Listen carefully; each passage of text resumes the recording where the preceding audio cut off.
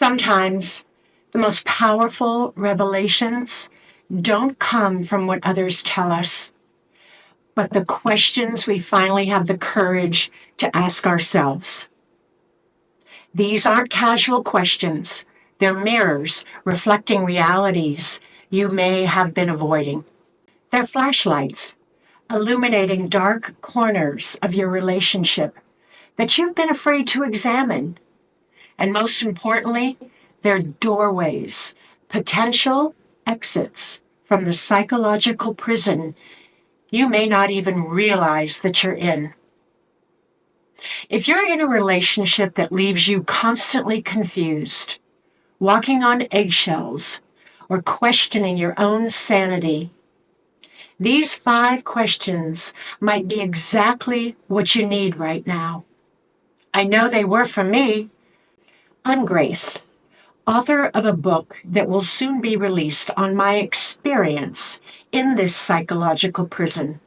And today I want to share something with you that helped me. Questions that cut through the fog of manipulation, the haze of gaslighting, and the confusion of trauma bonding. What I'm about to reveal are painful but necessary truths. So I have 5 questions you can ask yourself that might help you find the key to unlocking the prison door. So the first question is, would I want someone that I love to be treated this way? The first question seems simple, but it cut me to the core when I finally asked it honestly. Would I want someone I love, my best friend, my sister, to be treated the way my partner treats me?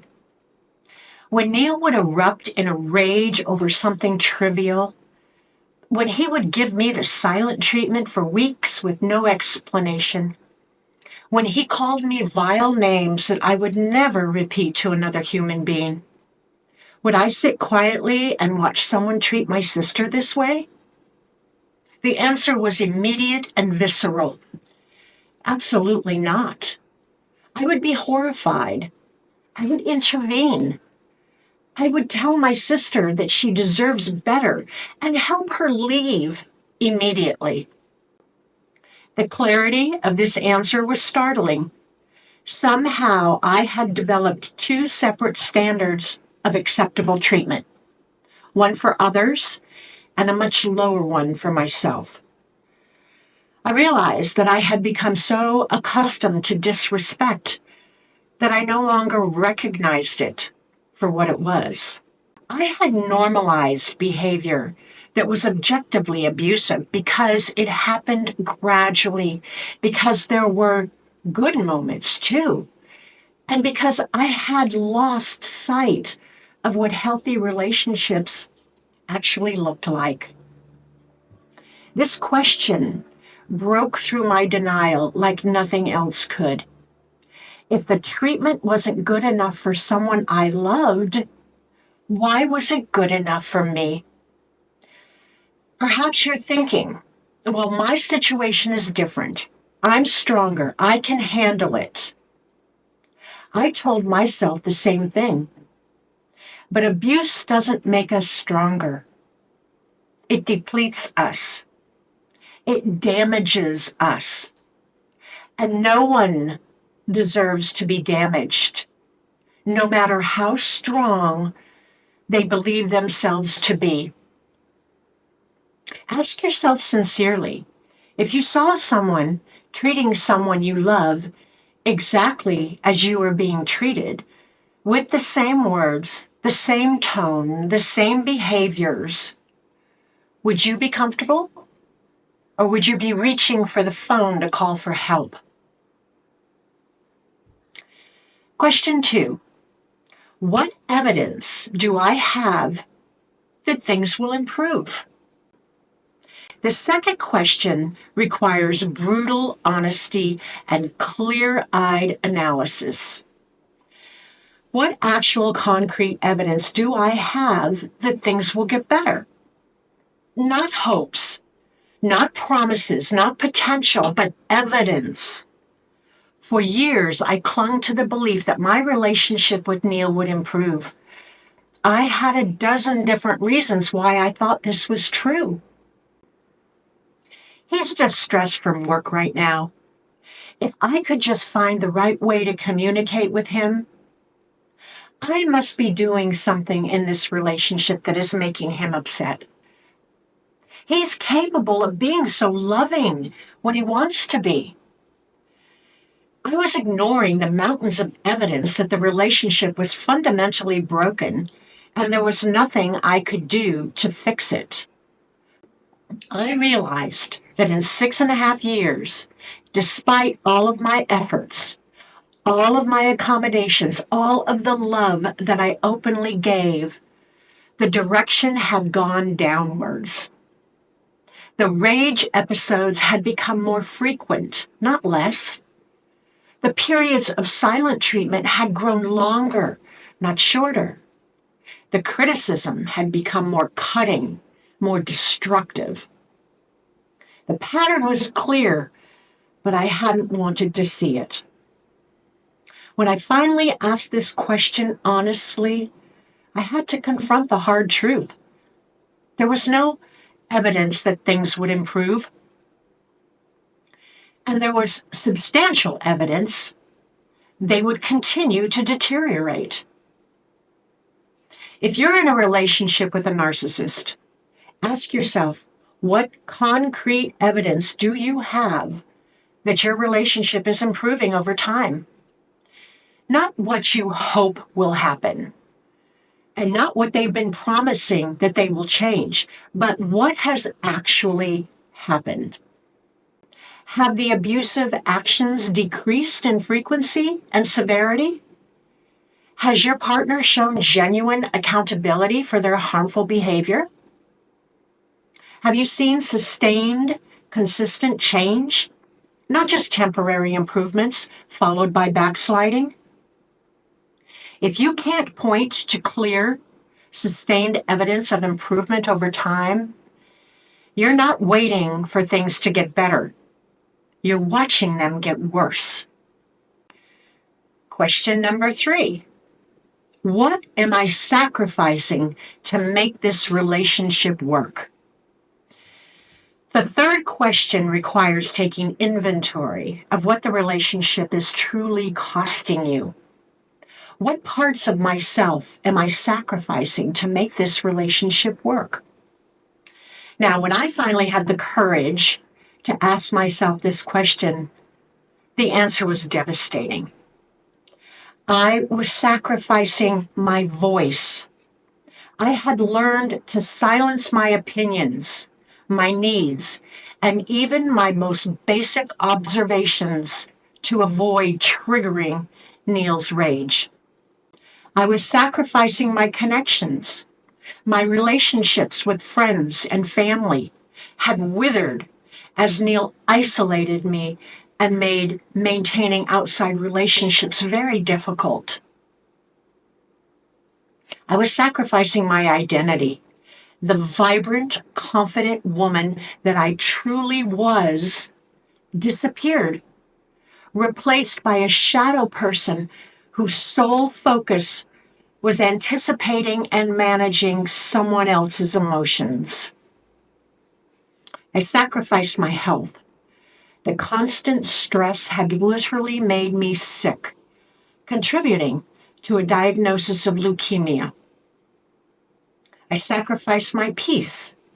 Even in moments of apparent calm, I was hypervigilant, always scanning for signs of the next emotional storm.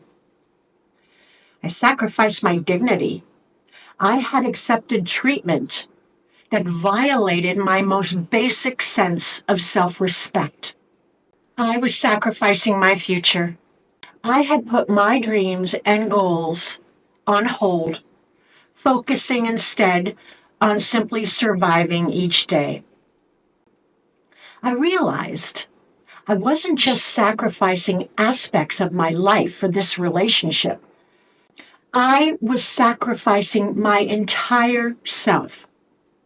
And the person I was becoming to accommodate the relationship was someone I no longer recognized or respected. This isn't about normal compromise.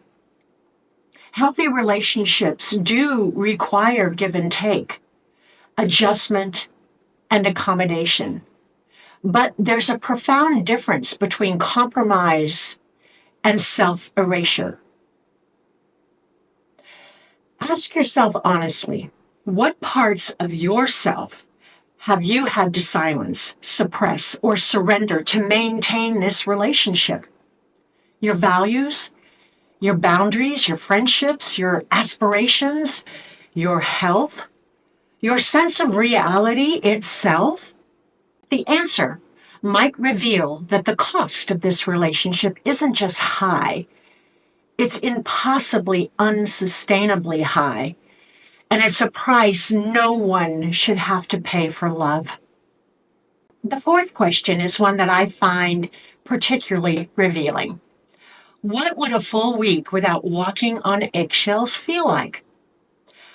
I would look forward to Neil's business trips away from home. My body felt different as he drove away. The constant tension in my shoulders would ease. The knot in my stomach would loosen.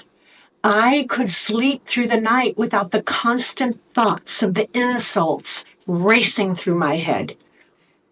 I wasn't bracing for the next explosion, the silent treatment, the next cutting remark.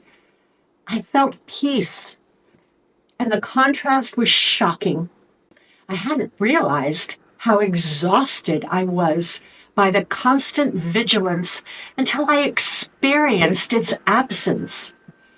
I hadn't understood how abnormal my daily stress level was until I felt what normal could feel like. His trips away became a reference point, a standard against which I could measure my daily existence. And once I knew what peace felt like, returning to constant anxiety became increasingly unbearable.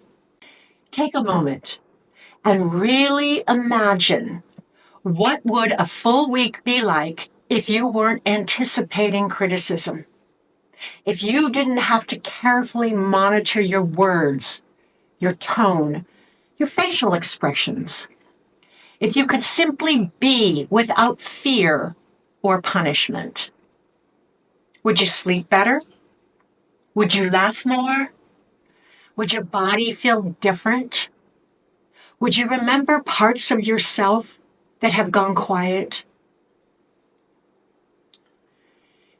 If the contrast between this imagined week and your current reality brings tears to your eyes, as it did for me, that's valuable information about the toll this relationship is taking on you.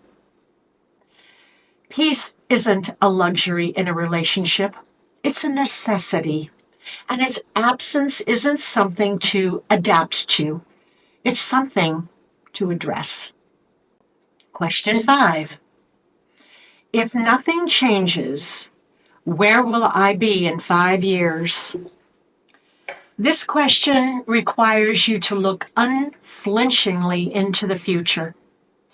If absolutely nothing changes about this relationship, where will I be in 5 years? Not where you hope to be, not where you've been promised that you'll be, but based on actual patterns and the direction of the relationship, where you are headed. When I finally had the courage to project my relationship with Neil forward in time, what I saw terrified me. I saw my health continuing to deteriorate under the constant stress. My self-worth eroded to nothing after years of criticism and devaluation. My financial resources drained by the narcissist's entitled demands.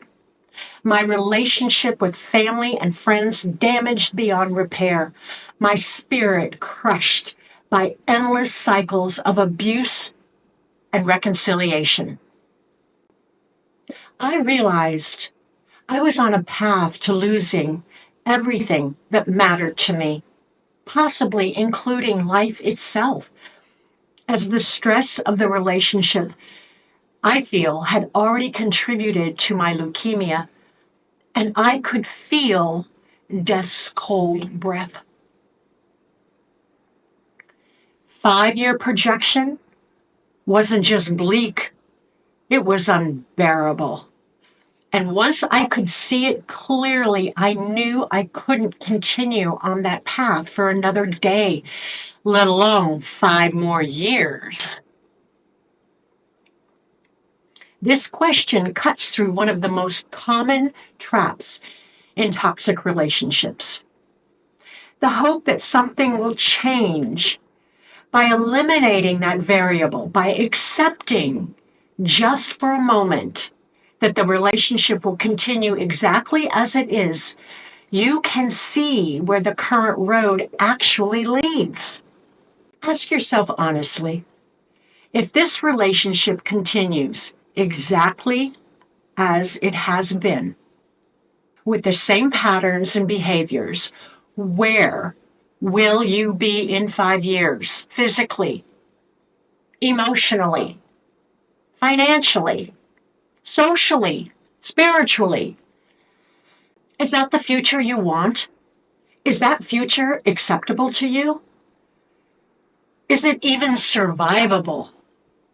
If the answer is no, then the next question becomes clear. What are you going to do about it today? I have a bonus question for you. The 6th question, perhaps the most important of all. Do I deserve better than this? This might seem like the simplest question, but for many of us who've been subjected to narcissistic abuse, it's the hardest to answer affirmatively. After years of being told you were too sensitive, too needy, too demanding, too flawed, too crazy, after being trained to accept crumbs of affection and call it a feast, we lose sight of our fundamental worthiness.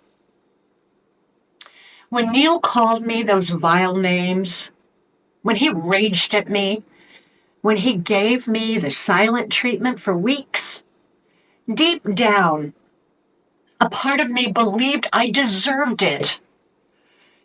That if I were somehow better, smarter, more careful, more perfect, I wouldn't trigger these reactions. It took me years to recognize this toxic belief for what it was, the internalized voice of my abuser. No one deserves abuse. Not sometimes, not under certain circumstances, not when they've made mistakes. Never. You deserve to be treated with basic dignity and respect, not because of anything you do or don't do, but simply because you are a human being. You deserve to be spoken to with civility. You deserve to have your perspective considered. You deserve emotional support when you're suffering. You deserve consistency and reliability. You deserve love that doesn't hurt.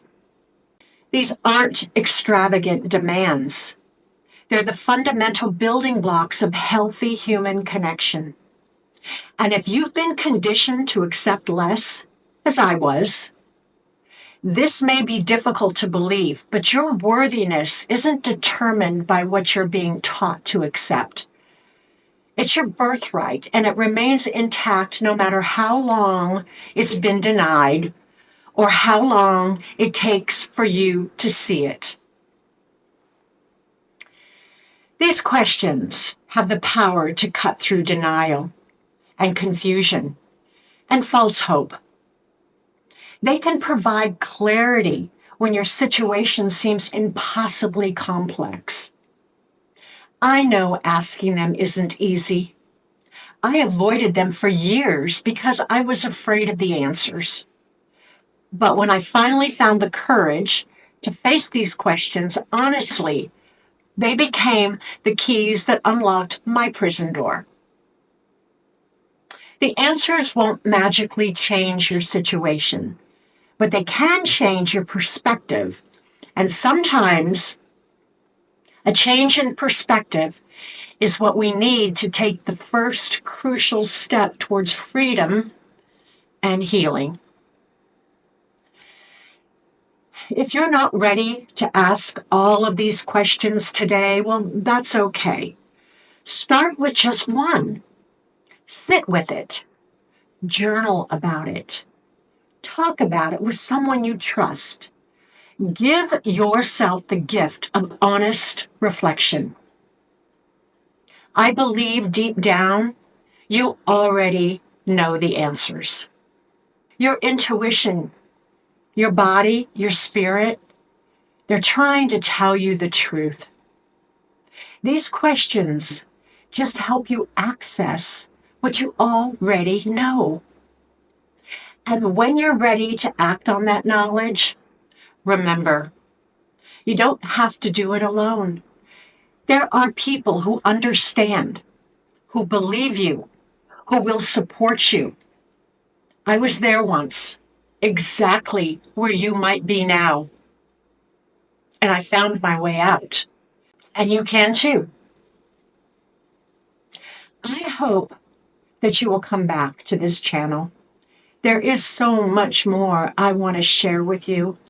Together, we can break the silence around narcissistic abuse and help others find their way to the lives they deserve. If you're interested, I have created a free gift for you. It's a meditation that will guide you to a place that is safe and peaceful, a place where you can begin to achieve the hard work of healing that lies ahead. Just click the link below and get the recording. I want you to find peace in your precious life. And once you find peace, you will experience joy.